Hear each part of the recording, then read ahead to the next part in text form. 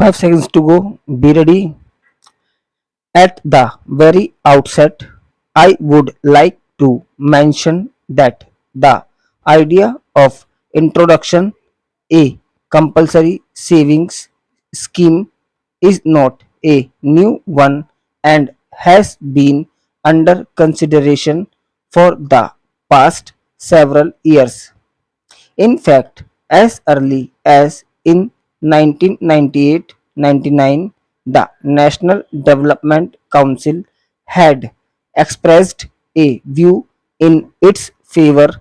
We are also trying to secure the cooperation of trade unions and employers for its introduction.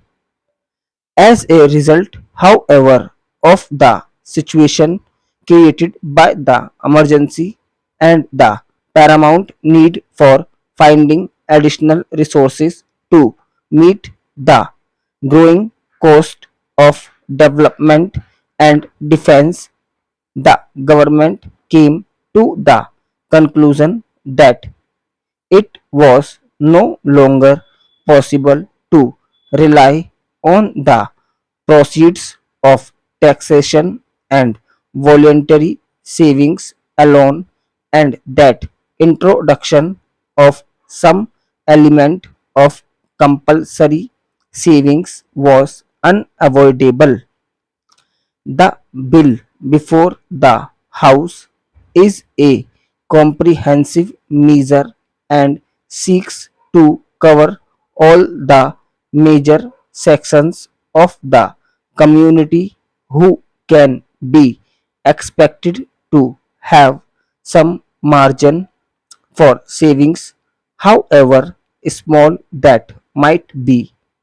It cannot be denied that compulsory savings would impose some hardship, particularly on the lower income groups. No one would have been happier than ourselves if we had the means of eliminating these groups from the scope of compulsory savings.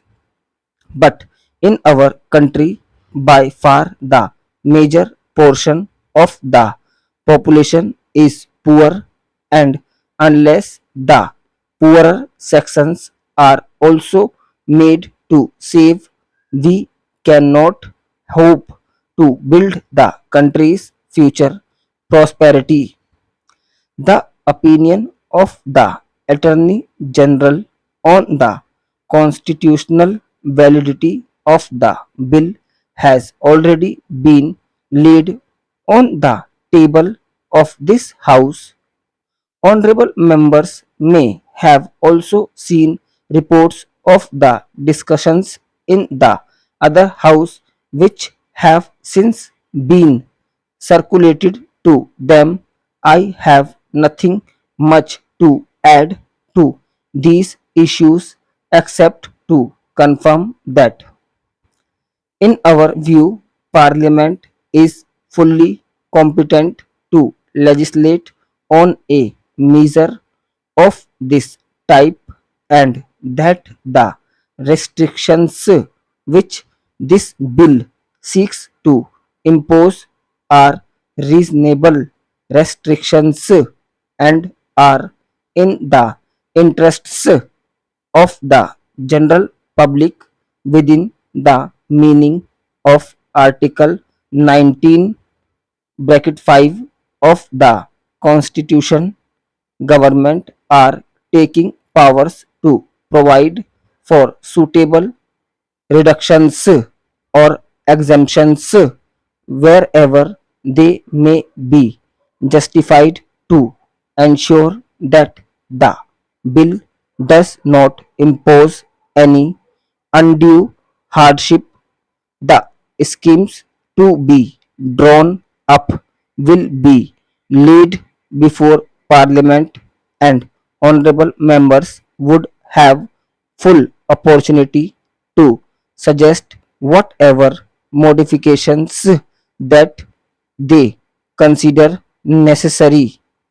Considerable opposition has been voiced in regard to the inclusion of persons liable to the payment of land revenue in the scheme of compulsory savings. It has also been suggested that if it is not possible to exclude this category altogether, a higher exemption limit may be fixed for them. We have very carefully considerable these suggestions. May I inform the House that before the bill was drafted, there were detailed discussions with the chief ministers and finance ministers of the states, and the conclusions reached were that in a comprehensive legislation of this type, it would not be appropriate to exclude the rural sector, which has also had its fair share of rising incomes and growth in agricultural production and economy. A large proportion of investments made by government has been on multi-purpose river valley projects for providing irrigation and electricity facilities. The main benefit from these projects cannot but be assumed to have accrued to the agricultural classes. On the other hand, land revenue rates have not increased in the same proportion as the other forms of taxation. It should also be borne in mind that on an average the land revenue liability is less than 2% of the total agricultural income, and as such compulsory deposits at about 50% of the land revenue payable at the rates in force in 2009-10 cannot be construed as onerous.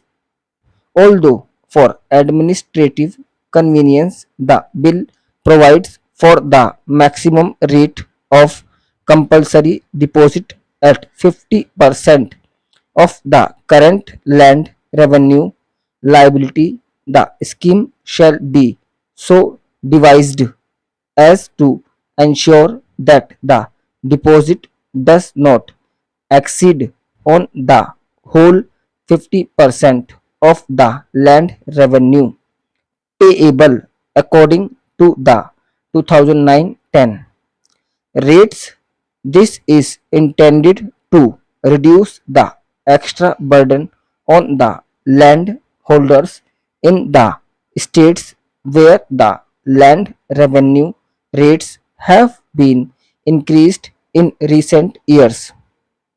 Nevertheless, with a view to removing the hardship on small landholders, we have agreed to exempt those small landholders whose land revenue liability is less than rupees 5,000 per annum by making necessary provision in the scheme to be drawn up.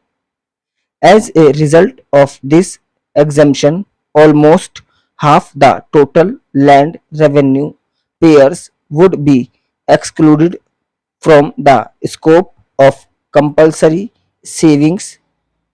I might add that some of the less developed states whose need for resources is very much more were urging for a lower exemption limit.